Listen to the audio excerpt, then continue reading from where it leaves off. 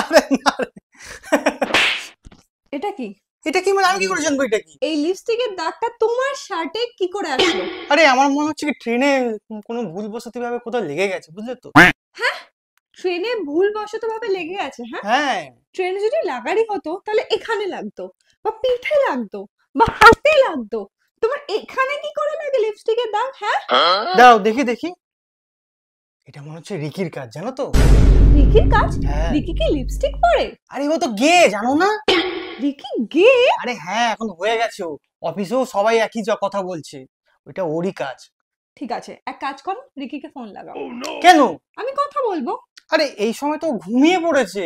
এখন মাত্র 8টা বাজে, ও ঘুমিয়ে পড়েছে? হ্যাঁ, ঘুমিয়ে গেছে ও। ভিডিও কল করো, দাও। আরে না। দাও না, রিকিকে ভিডিও কল করো।